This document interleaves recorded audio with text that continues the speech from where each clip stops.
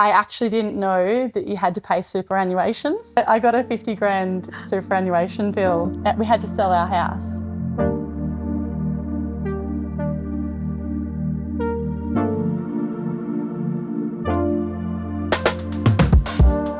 Hannah from Francesca, founder, CEO for a long time now. How many years have you been running? Oh man, it depends like when you start. So I have different timelines. Yeah. But I've been in business since I was 16. So next year it'll be 20 years, which is wild. Do you want to just give us, I mean, so many people are in love with Francesca as a brand.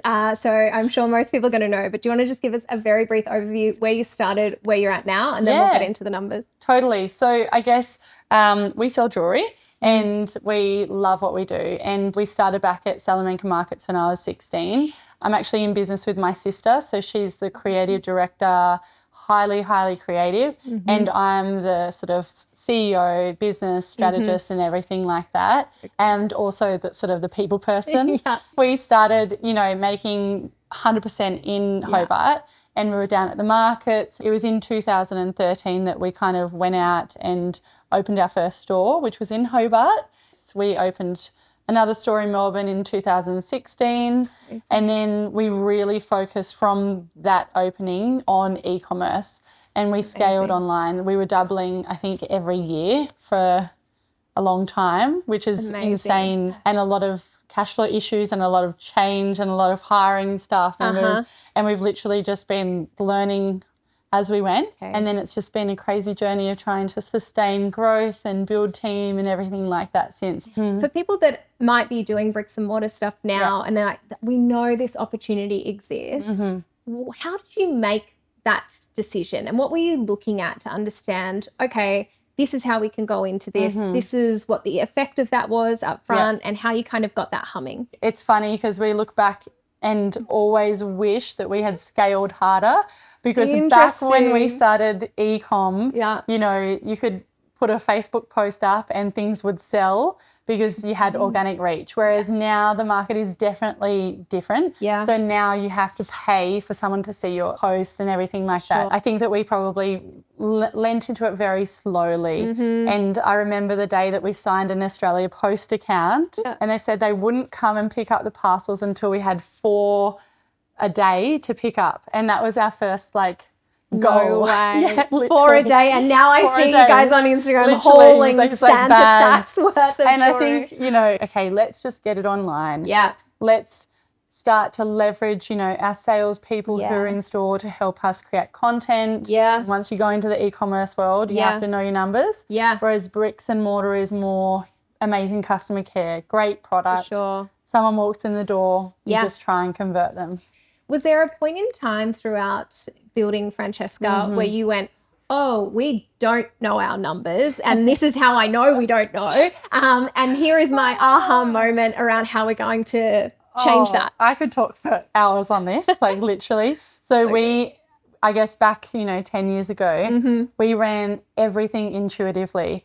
I'm like, thank goodness I didn't have children and dependents, because we were rogue. So first of all, we never had employment contracts back then. One of my staff members just had her 11-year anniversary. And she was like, I remember when I started, you didn't even track inventory. And it's literally how? She would basically buy enough jewellery to match what we had in our bank account, and we would just drain it. And then we'd be like, oh no, we need to make some more sales. I actually didn't know that you had to pay superannuation. That's a good lesson to learn. And I got a 50 grand superannuation bill. We had to sell our house. No. Literally. Gosh. And I think for me, that was the first time that I realised far out, we have a business now. And I can't mess around with this. That evolution almost happens without you even realising. 100%. It's, yes, you might have sales coming through the door, but then you've got, 10% of that is GST. 100%. And then you've got to pay for the, for the product that you've just sold. And then you have to pay the Australia Post bill, all of the things. And I think that was the biggest. I was like, okay, I learnt very fast that cash flow 100% is king. And so now we're polar opposite. So we have a 3-way cash flow forecast. We have a CFO that I meet with weekly. Amazing. We measure absolutely every single lever for revenue. We measure every cost. We revise every cost. We look at everything all the time. Was there a point where you went, oh, actually understanding the ROI of every decision we're making and forecasting out and going, what are the initiatives we think are going to pull on these levers? Yep. What is it that's going to help us grow? When did you start thinking about that, I guess, more strategically and really thinking about every decision you make where there might be upfront cash that needs to be paid if we're going to do this? Yeah. How did that become something that was second nature to do? It was one year where I was like, we've just traded Christmas and like I've just transferred all the money and like now I have a tax bill. Yeah. And I was that person that looked at the end of the year and it's like, oh, how did we go? Blah, blah, blah. Yeah. And I think a friend of mine said you need to read the book Profit First. So like a reverse accounting system essentially. Yep. So it's like, don't look at, you know, the what's going on. From 12 months ago. Yeah, recreate what you want. I've still got these bank accounts. It splits, you know, an income account that I have, operating costs, GST and tax, cost of goods, and then profit/bad debt. Good. We then can sit down and think, okay, what's this cost going to give us? So if we open a store, what new increase in revenue are we going to have? How much more productive are we going to be in a new office? Things like that. I think all of us have just gut feeled our way through so much. Now, if you were making a decision where,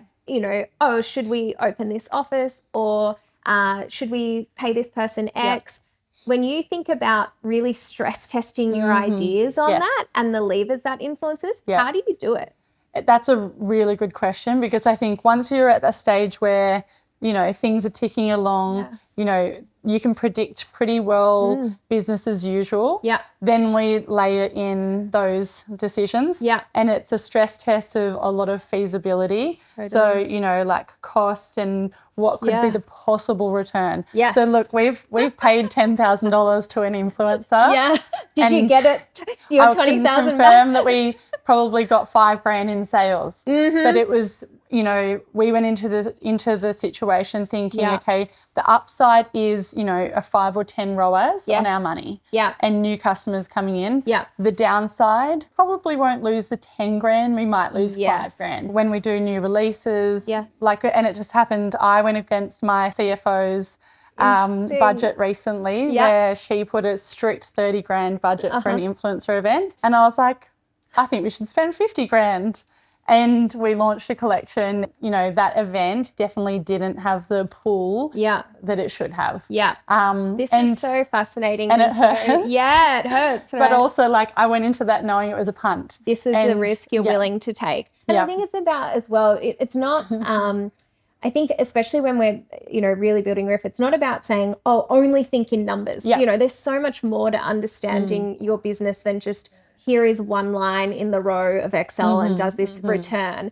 But it's going into it so open-eyed. Yep. It's not a pure gut feel. It's a, this could be overdoing it. That's a risk we're willing to take. But I 100%. Actually understand that downside situation isn't going to take me out. No. And having someone to go back and forwards on that which sounds like your CFO is very strategic in that sense. I guess it's just a sense of calm as well. Yeah.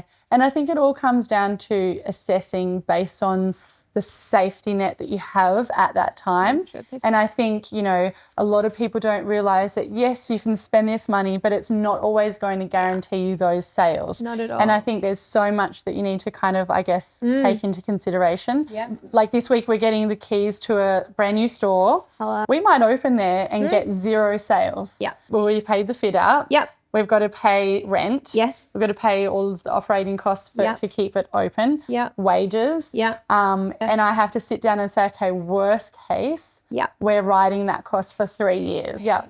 Is there a decision over the period of time that you've been at this where you went in that moment, this is extremely risky, and then in hindsight you've looked back and said, yeah, no, actually the return really was there that time? You know, back in the day when we didn't do this, I can give you a really good example. We just signed on to a kiosk. We're like, yes, it's open there. We'll get sales. Surely. Didn't do any feasibility and we were bleeding money. Yeah. the whole time. And people don't always see that. Oh, I was calculating daily our Yeah. losses. And then I was like, okay, what's the loss going to be in 3 months? You know, I don't all of want to this. calculate this. Yeah, I needed to do that just to be like, okay, what's the worst case? And it was bad. Yeah. Like it didn't turn around. Yeah. But like there's been a lot of collaborations or a lot of collections as well. Like we shot in Paris last year. It was like our biggest international collection.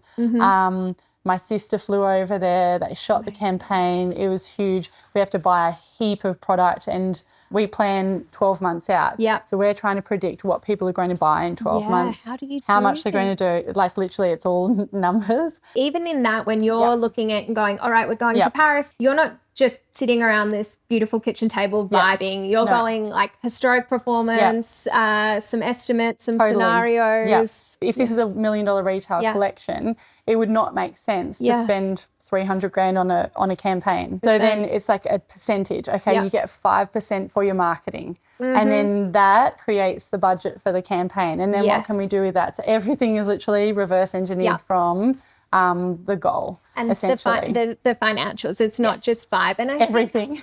So often. No more vibe. No more vibe, gut feeling. It's one of those things too where I think people look at really these stunning brands, and it's kind of the same thing in like hospitality. Everyone dreams of the coffee shop, and you can be forgiven for thinking that these things just come from this creative minds, which of course play a really big piece, but you can't have one without the other, right? Actually, that's a very strategic thinking. Here's a framework, here's principles, here's the numbers. Have I looked at 10 scenarios? Place my bet. It's not just mood boards and Pinterest. Let's go to Paris. Our goal is to make it look like it is, but every single thing is measured. 100%. Like every single thing. So it's crazy.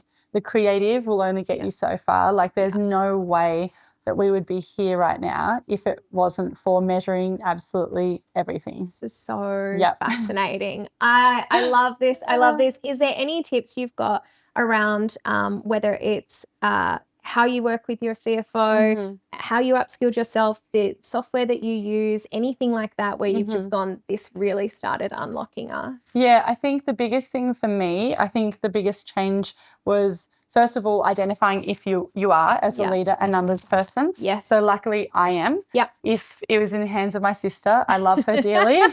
But she absolutely is not. Yeah. So, you know, she lives and breathes creative and should like stay there because that's her amazing talent. That's her superpower. But if I wasn't here, I'd say to her, find someone who lives and breathes numbers and strategy. Have that numbers person in your corner, right? 100%. Yeah.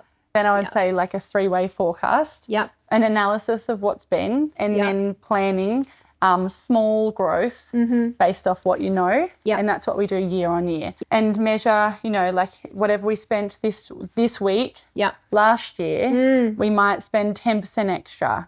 And we might aim for 10% extra of revenue. Yes. And it's just literally those small things, and we measure everything. I think back to when first leaving a job and saying, let's start a business. And I had wanted to do something like that for a long time, but it wasn't until I met a co-founder who understood the numbers that I actually felt the confidence to do that. The Australian Bureau of Statistics says like most businesses operate at like a 5 or 6% profit margin. So if you're spending $10, that's $200 of revenue. Yeah.